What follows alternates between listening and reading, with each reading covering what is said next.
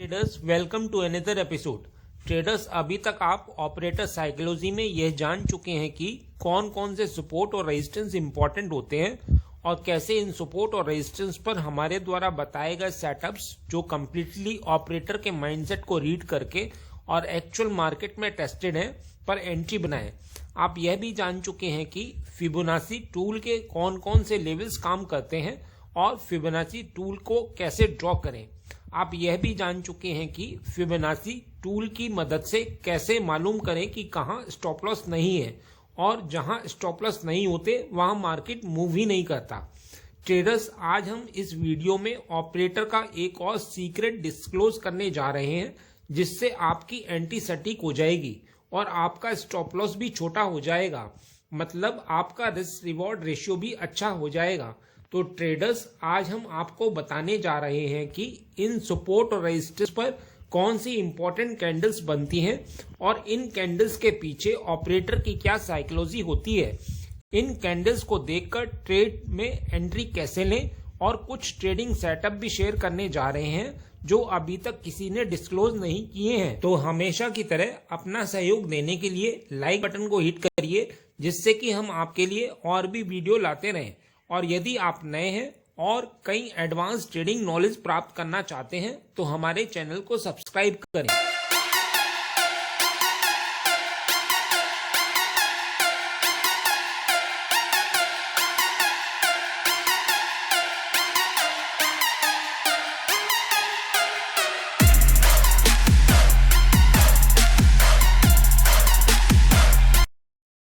आगे बढ़ने से पहले मैं आपसे पूछूंगा एक क्वेश्चन जिसका आंसर आप सब लोग करोगे कमेंट सेक्शन में। क्वेश्चन ये है, अप ट्रेंड में यदि प्राइस फिबोनाची के 0.618 लेवल तक रिट्रेस कर चुका है तो इसका मतलब क्या होता है। तो ये है आपके ऑप्शंस। ए, एसएल नीचे नहीं रहे, प्राइस ऊपर ही मूव करेगा, या फिर बी, एसएल नीचे है, प्राइस नीचे ही मूव करेगा। कमेंट सेक्शन में करिए उत्तर। जो लोग सही आंसर करेंगे कोशिश करूंगा कि उनके कमेंट को हार्ट दे दूं ताकि बाकी लोग समझ पाएं कि सही उत्तर क्या है। आइए कुछ इंपॉर्टेंट कैंडल्स की साइकोलॉजी को समझते हैं। यहाँ आपके साथ सिर्फ 7 कैंडल ही शेयर कर रहा हूं क्योंकि यही बहुत इंपॉर्टेंट है। तो पहले हम हैमर कैंडल से शुरू करते हैं। आप लोग ऐसा बिल्कुल भी मत सोचिएगा कि यह बताने जा रहा हूं कि हैमर कैंडल के ऊपर ब्रेक होने पर ट्रेड लेनी है। मैं यहाँ आपको कुछ अलग ही बताने जा रहा हूँ। जब कभी भी हैमर कैंडल बनती है तो सबसे पहले आपको यह देखना है कि मार्केट कब हैमर कैंडल को रिस्पेक्ट करता है और कब नहीं करता, मतलब कब मार्केट हैमर कैंडल बनने पर ऊपर जाता है और कब हैमर कैंडल बनने पर मार्केट नीचे आता है।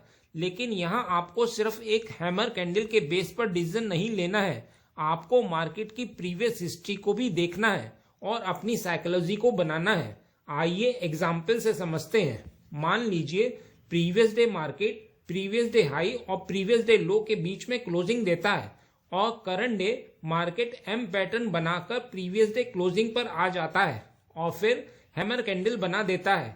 अब बताइए मार्केट ऊपर जाएगा या फिर नीचे।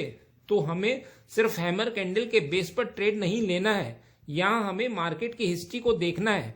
जैसे यहाँ मार्केट एम बनाया है और बहुत से लोग एम पैटर्न देखकर सेल साइड ट्रेड लेंगे और ऑपरेटर कभी भी उस डायरेक्शन में नहीं जाता जहां रिटेलर ट्रेड लेते हैं। तो यहां हम बाय कर सकते हैं क्योंकि जिन्होंने सेल किया होगा उनके स्टॉप लॉस एम पैटर्न के ऊपर पड़े होंगे। आइए हैमर कैंडल का एक और एग्जाम्पल देखते हैं। मान लीजिए मार्केट हेड एंड शोल्डर बनाकर एक साइकोलॉजिकल लेवल पर आता है और हैमर कैंडल बनाता है। तो हेड एंड शोल्डर देखकर लोगों ने सेलिंग की होगी और stop loss head and shoulder के ऊपर रखे होंगे। यहाँ आप बाय कर सकते हो लेकिन टारगेट हेड एंड शोल्डर के ऊपर लेवल तक का ही रखेंगे क्योंकि अक्सर मार्केट स्टॉप लॉस हंट करके साइकोलॉजिकल लेवल के नीचे आ जाता है। आइए शूटिंग स्टार कैंडल को देखते हैं। मान लीजिए पहली सिचुएशन में रेजिस्टेंस के ऊपर साइकोलॉजिकल लेवल है और रेजिस्टेंस पर इन्वर्टेड हैमर यानी शूटिंग स्टार कैंडल बनती है और दूसरी सिचुएशन में रेजिस्टेंस के नीचे साइकोलॉजिकल लेवल है और रेजिस्टेंस पर इन्वर्टेड हैमर कैंडल बनती है।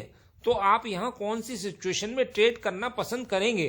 तो यहाँ आपको पहली यानी रेजिस्टेंस के ऊपर साइकोलॉजिकल लेवल सिचुएशन में ट्रेड करनी चाहिए और वो भी बाइंग की ट्रेड लेनी चाहिए। बाइंग की ट्रेड हैमर के नीचे कोई भी ग्रीन कैंडल बनने पर बनाई जा सकती है। आपको यह मालूम है कि साइकोलॉजिकल लेवल एक मैग्नेट लेवल है, मार्केट वहां तक जरूर जाएगा। दूसरी सिचुएशन में 95% लोग सेल साइड में बैठेंगे क्योंकि रेजिस्टेंस पर इन्वर्टेड हैमर बना है और मार्केट उनके एसएल हिट करेगा, तो हमें इस सिचुएशन को अवॉइड करना चाहिए। आइए एक और इन्वर्टेड हैमर का एग्जाम्पल देखते हैं। मान लीजिए डब्ल्यू पैटर्न बनने के बाद ऊपर एक रेजिस्टेंस है और उससे ऊपर एक साइकोलॉजिकल लेवल है। रेजिस्टेंस पर एक इन्वर्टेड हैमर बनता है। अब बताइए मार्केट को किधर जाना चाहिए। ऑपरेटर की साइकोलॉजी के हिसाब से मार्केट वहीं मूव करेगा जहां स्टॉप लॉस नजदीक है। यहाँ डब्ल्यू पैटर्न हाल ही में बना है और साइकोलॉजिकल लेवल से नजदीक है, इसलिए मार्केट डब्ल्यू पैटर्न की तरफ मूव करेगा। इसका एक रीजन और भी है कि ऑपरेटर को मार्केट को मूव करने के लिए पैसे कम लगते हैं यदि स्टॉप लॉस समीप है, तो यहाँ प्राइस शूटिंग स्टार को रिस्पेक्ट करता है। आइए इन्वर्टेड हैमर का एक और एग्जाम्पल देखते हैं। प्रीवियस डे मार्केट डब्ल्यू बनाकर क्लोज हो जाता है और current day gap up open होकर रेजिस्टेंस के पास इन्वर्टेड हैमर देता है। साइकोलॉजिकल लेवल रेजिस्टेंस के ऊपर है, तो अब बताइए मार्केट कहां मूव करेगा। देखिए यहाँ मार्केट के गैप अप ओपन होने से ऑपरेटर का पैसा बच गया है जिसे वो अप मूव करने में लगाता है, इसलिए वह उस पैसे को मार्केट को ऊपर उठाने में यूज करेंगे। यहाँ मार्केट इन्वर्टेड हैमर को रिस्पेक्ट नहीं करेगा। यहाँ यह साइकोलॉजी काम करेगी। पहली, यहाँ ब्रेकआउट पर जो ट्रेड लेते हैं वो यहाँ एंट्री बनाएंगे। दूसरी, जो स्टॉप लॉस हंटिंग पर काम करते हैं वो यहाँ एंट्री बनाएंगे। तीसरी, डब्ल्यू पैटर्न यह दिखाता है कि ऑपरेटर मार्केट को ऊपर ले जाना चाहता है। चौथी, जो साइकोलॉजिकल लेवल पर सेलर्स बैठे हैं वो अपनी पोजीशन क्लोज करेंगे, तो इस तरह से मार्केट तेजी के साथ ऊपर जाएगा। आइए बेबी कैंडल को देखते हैं। मदर कैंडल के अंदर जो कैंडल बनते हैं उन्हें बेबी कैंडल बोलते हैं। निफ्टी में 5 मिनट टाइम फ्रेम पर जब मदर कैंडल के अंदर बेबी कैंडल बने और उसका वॉल्यूम मदर कैंडल के वॉल्यूम से ज्यादा हो, तो मार्केट मदर कैंडल को जिधर ब्रेक करता है उस साइड अच्छी रैली देता है। आइए बियरिश मारुबोजू कैंडल को देखते हैं। यह एक बहुत बड़ी रेड कैंडल होती है। इसे देखकर रिटेलर ट्रेड में एंट्री बनाने से रह नहीं पाता। आइए इसके ट्रैप को समझते हैं। मान लीजिए एक सपोर्ट रेड बिग कैंडल यानी बियरिश मारुबोजू से ब्रेक होता है, तो यहाँ यह साइकोलॉजी काम करेगी। पहली, स्टॉप लॉस हंटिंग होगी, यानी जिन्होंने बाय साइड का ट्रेड बनाया होगा उन्होंने सपोर्ट के नीचे स्टॉप लॉस रखा होगा। दूसरी, जो ब्रेकआउट पर ट्रेड करते हैं वो यहाँ एंट्री बनाएंगे और उनके स्टॉप लॉस अपसाइड में अवेलेबल हो जाएंगे। तीसरी, फोमो ट्रेडर्स यहाँ एंटर करते हैं, उनसे रुका नहीं जाता। तो आपको इस पर ट्रेड कैसे लेनी है शेयर करता हूँ। आपको मारुबोजू कैंडल बनने के बाद कम से कम 2 कैंडल का और बनने का वेट करना है। मतलब मारुबोजू कैंडल के नीचे 1-2 कैंडल सस्टेन होनी चाहिए, अदरवाइज मार्केट इमीडिएटली इससे बड़ी ग्रीन कैंडल बना देता है। तो यहाँ जो लोग लॉस कर चुके हैं वो तुरंत एंट्री नहीं बना पाएंगे और ऑपरेटर मार्केट को ऊपर लेके चला जाता है। बुलिश मारुबोजू कैंडल को देख लीजिए, यह एक बहुत बड़ी ग्रीन कैंडल होती है। इसे देखकर रिटेलर ट्रेड में एंट्री बनाने से रह नहीं पाता। आइए इसके ट्रैप को समझते हैं। मान लीजिए एक रेजिस्टेंस ग्रीन बिग कैंडल यानी बुलिश मारुबोजू से ब्रेक होता है, तो यहाँ भी सेम साइकोलॉजी जो बियरिश के लिए समझाई है काम करेगी। आइए डोजी की साइकोलॉजी समझते हैं। मान लीजिए कोई सपोर्ट है और उस पर डोजी बनती है, तो आप कौन सी साइड ट्रेड लोगे, अप साइड या डाउन साइड। तो ट्रेडर्स पहले तो आपको प्रीवियस हिस्ट्री देखनी होगी, जो मैंने आपको पहले भी समझाया है। डोजी एक्चुअली इनडिसिसिव कैंडल होती है, मतलब ना बायर्स का कंट्रोल होता है और ना ही सेलर्स का कंट्रोल होता है।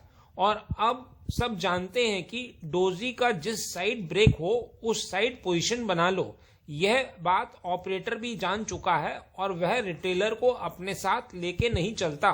तो आपको डोजी जिस साइड में ब्रेक हो उसके अपोजिट ट्रेड लेनी है। जैसे यदि डोजी का ऊपर ब्रेक होता है तो आपको उसके बाद कोई रेड कैंडल पर सेल की ट्रेड लेनी है। यह स्ट्रेटजी 5 मिनट और 1 मिनट टाइम फ्रेम के लिए है। आइए इन डिसिप्लिन कैंडल को देखते हैं। किसी भी ट्रेंड में यह बहुत छोटे छोटे कैंडल होते हैं, कभी ग्रीन बन जाते हैं और कभी रेड बन जाते हैं। इन कैंडल्स का मतलब होता है कि अभी ट्रेंड कंटिन्यू है, इसमें आपको ट्रेंड की डायरेक्शन में ही ट्रेड लेनी है। आइए देखते हैं इन कैंडल्स की साइकोलॉजी यूज करते हुए और पिछले पार्ट में बताए गए सपोर्ट और रेजिस्टेंस को ध्यान में रखते हुए बैंक निफ्टी चार्ट पर एंट्री कैसे बनाएं। यहाँ 21 तारीख के चार्ट को देखिए, मार्केट अप ट्रेंड में है और प्राइस गैप अप ओपन हुआ है और रेजिस्टेंस से वापस आ रहा है। गैप भी काफी ज्यादा है, तो यहाँ रिटेलर्स की साइकोलॉजी रहती है कि प्राइस थोड़ा नीचे आ जाए तो वह बाय करें, और जब प्राइस प्रीवियस डे क्लोजिंग पर आकर हैमर कैंडल बनाता है तो रिटेलर निश्चित ही बाय पोजीशन बनाएंगे। अब प्राइस ऊपर रेजिस्टेंस को ब्रेकआउट करता है तो फोमो में और रिटेलर्स बाय साइड एंटर करेंगे और जो ब्रेकआउट पर ट्रेड लेते हैं वो भी एंट्री लेंगे। सबके स्टॉप लॉस नीचे अवेलेबल हो जाएंगे। यहाँ आप देख रहे हैं कि प्राइस रेजिस्टेंस को अब सपोर्ट की तरह दिखा रहा है, यानी यहाँ हैमर कैंडल बनाई है और कैंडल भी 4-5 बना दी है, मतलब बायर्स को इनवाइट कर रहा है। लेकिन आपको मालूम है कि किसी भी रेजिस्टेंस के ब्रेकआउट पर कोई रेड कैंडल बनने पर सेल की ट्रेड लेनी है। आइए अब 20 तारीख के चार्ट को देखते हैं। मार्केट अप ट्रेंड में है और आप जानते हैं कि जब कभी मार्केट को ऊपर जाना है तो उसे सेलर्स चाहिए और जब मार्केट को नीचे जाना है होता है तो उसे बायर्स चाहिए होते हैं। यहाँ मार्केट बार बार कैंडल्स में विक बनाकर सेलर्स को इनवाइट कर रहा है और आप जानते हैं कि जब कभी भी कैंडल में विक होती है तो प्राइस वहां तक जाता जरूर है। आइए अब आपके साथ कुछ ट्रेडिंग सेटअप शेयर करता हूं जो आपके ट्रेडिंग करने का तरीका ही बदल देंगे। यहाँ मैं गैप्स के सेटअप ही कवर कर रहा हूं क्योंकि बैंक निफ्टी ज्यादातर गैप अप और गैप डाउन ही ओपन होता है और आप कंफ्यूज हो जाते हैं। आइए पहले सेटअप को देखते हैं। मान लीजिए प्रीवियस डे की क्लोजिंग नीचे हुई है और current day opening gap up होती है। यहाँ आपको प्रीवियस डे क्लोजिंग कैंडल से करंट डे कैंडल के हाई तक फिबोनाची लगाना है, फिर 0.50 और 0.618 जोन को मार्क करना है, फिर इस जोन पर ग्रीन कैंडल बनने पर बाय करना है। लेकिन यहाँ आपको निफ्टी और बैंक निफ्टी को भी देखना है कि करंट टाइम पर उनके नीचे कोई साइकोलॉजिकल लेवल तो नहीं है, और यदि है तो आपको उस साइकोलॉजिकल लेवल के ब्रेक होने के बाद ही कोई बाइंग अपॉर्चुनिटी ढूंढनी है। इसके पीछे की साइकोलॉजी ये है कि 95% लोग ये सोचते हैं कि मार्केट गैप फिल करने आएगा और वह सेलिंग पोजीशन बनाना शुरू कर देते हैं, जिससे ऊपर स्टॉप लॉस अवेलेबल हो जाते हैं। इसके पीछे की दूसरी साइकोलॉजी ये है कि मार्केट बायर्स और सेलर्स का गेम है, तो सेलर्स ऊपर होंगे जो पिछले दिन मार्केट को नीचे लेके आए थे और बायर्स नीचे हैं। अब गैप अप ओपनिंग होने से बायर्स का पैसा बच गया जो वो मार्केट को ऊपर उठाने में लगाते। अब जब मार्केट फिबोनाची जोन पर आएगा तो वह इस बचे हुए पैसे को यूटिलाइज करेंगे और ऊपर सेलर्स के स्टॉप लॉस अवेलेबल होने की वजह से मार्केट ऊपर मूव करेगा। ऊपर दिए गए एग्जाम्पल में जब कोई साइकोलॉजिकल लेवल फिबोनाची जोन के नीचे हो तो आपको फिबोनाची जोन पर एंटर नहीं करना है, क्योंकि साइकोलॉजिकल लेवल के नीचे बहुत सारे स्टॉप लॉस होते हैं और मार्केट उसे कलेक्ट करने आता है और यह स्टॉप लॉस स्विंग ट्रेडर्स के होते हैं। इस बात की बहुत ज्यादा प्रोबेबिलिटी होती है कि मार्केट फिबोनाची जोन पर ग्रीन कैंडल बनाकर ऊपर भी जाए, लेकिन फिर साइकोलॉजिकल लेवल के नीचे आए और उसके बाद ऊपर जाए। यहाँ बहुत से लोग यह सोचेंगे कि psychological level of Fibonacci zone का ब्रेकडाउन हो चुका है, अब तो मार्केट गैप फिल करने जाएगा और वह सेलिंग के बारे में ही सोचेंगे। और आपको मालूम है कि जो सब लोग कर रहे हैं वह मार्केट में बिल्कुल भी नहीं होता। तो साइकोलॉजिकल लेवल के ब्रेक होने पर आपको कोई ग्रीन कैंडल मिले तो आपको वहां बाय का ट्रेड बनाना है। ऊपर दिए गए एग्जाम्पल में जब कोई साइकोलॉजिकल लेवल फिबोनाची जोन के थोड़ा सा ऊपर हो तो आपको साइकोलॉजिकल लेवल ब्रेकडाउन होने पर ट्रेड बनानी है। यहाँ आपको मार्केट के फिबोनाची जोन पर आने का इंतजार नहीं करना है, क्योंकि आपको मालूम है कि मार्केट ने काफी सारे स्टॉप लॉस साइकोलॉजिकल लेवल के कलेक्ट कर लिए हैं। साइकोलॉजिकल लेवल के नीचे जो पहली ग्रीन कैंडल मिले उस पर आपको बाय करना है। आइए दूसरा सेटअप देखते हैं। मान लीजिए current day opening gap up होती है और मार्केट अपना मूव ऊपर की ओर जारी रखता है, तो यहाँ हमें वेट करना है जब तक कोई रेजिस्टेंस ब्रेक नहीं हो जाता, और रेजिस्टेंस के ब्रेकआउट के बाद पहली रेड कैंडल पर सेल करना है और स्टॉप लॉस उस रेड कैंडल का हाई रखना है और टारगेट फिबोनाची का जोन रहेगा। इसके पीछे की साइकोलॉजी ये है। पहली, रिटेलर यह सोचते हैं मार्केट गैप फिल करेगा, और जब मार्केट नीचे आता है तो वो गैप फिलिंग के लिए सेलिंग करते हैं, और जब मार्केट धीरे धीरे ऊपर जाता है तो वो फोमो में रहते हैं, और जब कोई रेजिस्टेंस ब्रेकआउट होता है तब वह ट्रेड में एंटर करते हैं, क्योंकि उनको सिखाया गया है कि ब्रेकआउट पर बाय करो और ब्रेकडाउन पर सेल करो। जब 95% लोग यह कर रहे हैं तो ऑपरेटर उसका उल्टा ही करेगा। तो आपको ब्रेकआउट पर कोई रेड कैंडल देखकर सेल की ट्रेड बनानी है। यहाँ दो सिचुएशन हो सकती हैं। पहली सिचुएशन में यदि मार्केट को ऊपर जाना है तो वह रेजिस्टेंस के नीचे बायर्स के स्टॉप लॉस कलेक्ट करके ऊपर आ जाए, और दूसरी सिचुएशन में मार्केट स्टॉप लॉस हिट करता हुआ फिबोनाची जोन तक पहुंचे। या हम दोनों ही सिचुएशन में विन विन में होंगे। पहली सिचुएशन में यदि मार्केट हमारे अगेंस्ट आना शुरू करता है तो हम कुछ प्रॉफिट में अपनी पोजीशन क्लोज कर सकते हैं, और दूसरी सिचुएशन में तो हमें हमारा टारगेट मिल ही जाएगा।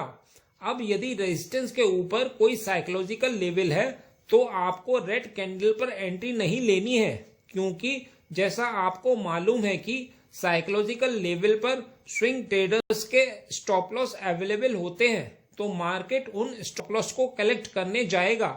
यदि हम रेड कैंडल पर सेल करेंगे तो मार्केट थोड़ा बहुत नीचे आ जाएगा और फिर साइकोलॉजिकल लेवल पर अवेलेबल स्टॉप लॉस को हिट करने आ जाएगा।